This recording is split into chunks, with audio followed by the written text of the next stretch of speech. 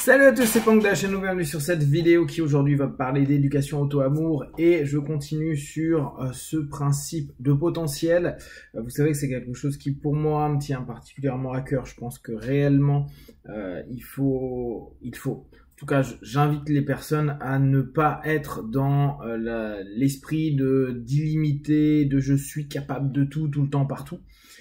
Et plutôt aller dans j'ai des limites, néanmoins j'ai des potentiels de fou et je peux faire de très très grandes choses, de très très belles choses dans certains secteurs et dans d'autres un peu moins. Et il m'a été posé une question qui a beaucoup de sens, qui est mais comment à ton avis on peut découvrir nos talents, comment on peut savoir ce en quoi on a du potentiel. Et là, malheureusement, j'ai pas une réponse toute faite. Fais petit 1, petit 2, petit 3 et tu y arriveras. C'est une véritable introspection. C'est un véritable cheminement et je pense que c'est énormément d'expérience et de tests. Alors, je vous l'avais dit sur d'autres vidéos, mais souvent on rigole de moi parce que je suis tout le temps en train de tester plein de choses, que ce soit dans mes psychopratiques, que ce soit dans mon quotidien. Et bon, il y a des moments j'ai vraiment des loupés et d'autres moments c'est très très intéressant, voire ça me fait clairement évoluer sur beaucoup d'aspects. Donc c'est en gros de talent, la grosse complexité, en tout cas ma réponse a été celle-ci, c'est on ne peut pas dire d'un coup tiens j'ai tel ou tel talent, faut expérimenter, faut voir, et je pense que notre pire ennemi est nos projections, ce sont nos projections, ce sont nos illusions de ce que l'on aimerait être ou de ce que les gens ont perçu de nous et nous ont vendu et qu'on a acheté. Alors ça peut être nos parents, ça peut être nos profs, ça peut être nos potes, ça peut être notre femme, notre mari, nos enfants, et se dire ah ouais mais eux ils ont vu ça. Donc je pense que derrière c'est un peu vrai. Pourquoi? Parce que ça flatte notre ego, parce que ça nous donne l'illusion d'un amour de soi au travers de ce que perçoivent les autres. Et à nouveau là dans notre éducation auto-amour, on a ce risque à nouveau de se séparer de nous-mêmes et répondre à nouveau à ce que les autres perçoivent et exploiter ce que les autres perçoivent, paradoxalement pas pour nous, mais pour flatter une partie égotique de nous. Donc on pourrait se dire c'est un peu de l'amour, mais maintenant on sait que c'est un peu illusoire. Et surtout pour avoir le feedback de ceux qui nous ont vendu. Vous avez ces gens-là ont vendu quelque chose, vous avez acheté cette chose-là, et en mettant en avant ce qu'ils vous ont vendu, vous attendez des strokes de retour pour être bien. Et donc vous allez être bien à nouveau par ce schéma extérieur. Donc le potentiel, les talents, ils sont pas tous marquants comme on peut le voir avec parfois des gamins qui vont être doués pour la musique, la peinture, le sport, le verbe, etc., etc. Et on peut tous se dire non mais moi j'ai pas de talent spécifique. La dernière fois sur une des vidéos que j'avais faites, Boupsi elle a dit bah moi quand j'ai vu le titre de ta vidéo je me suis dit bah moi j'ai pas de talent.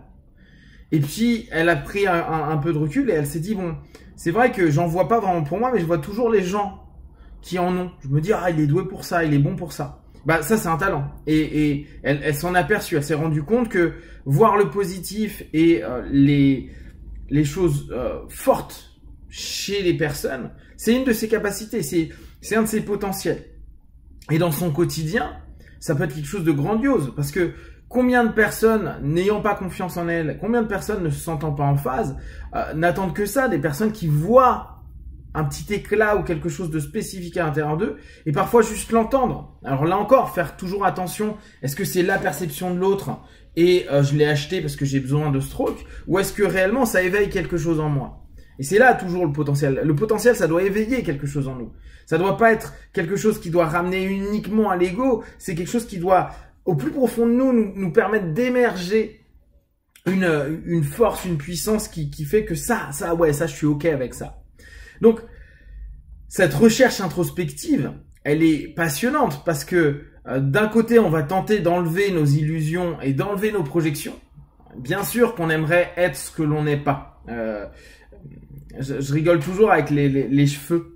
Vous voyez, c'est normal parce que j'en ai plus. Parce que tout simplement, il est hyper amusant de voir qu'une femme plus que les mecs, mais je pense que les mecs ont aussi la même idée en moins marquant.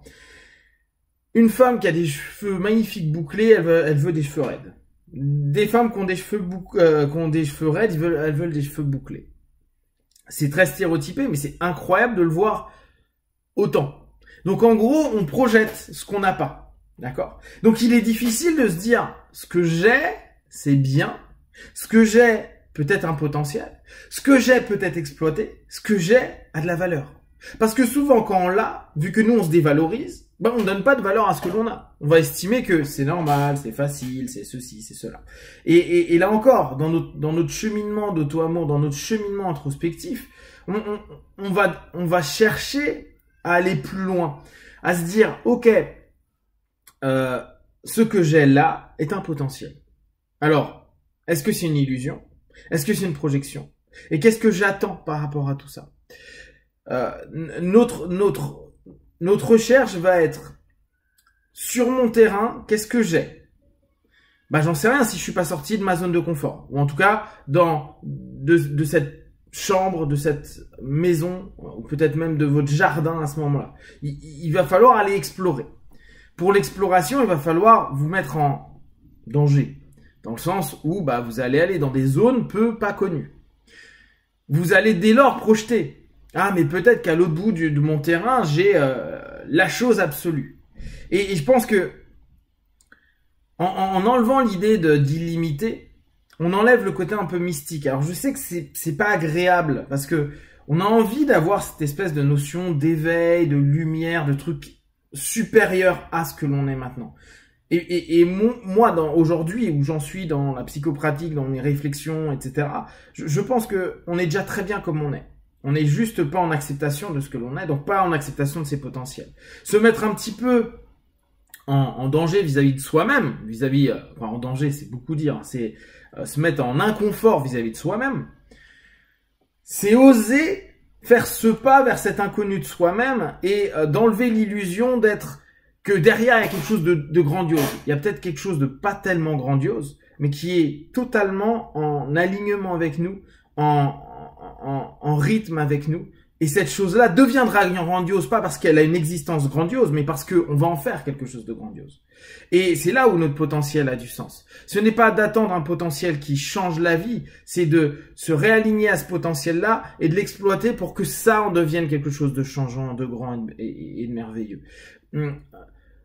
C'est vrai qu'on a grandi avec cette espèce de croyance que quelqu'un va nous sauver, que quelque chose va changer notre vie, que un élément va d'un coup se réveiller comme un Super Saiyajin dans Dragon Ball ou la Force dans Star Wars. Et alors que l'un comme l'autre, c'est des choses latentes à l'intérieur de nous.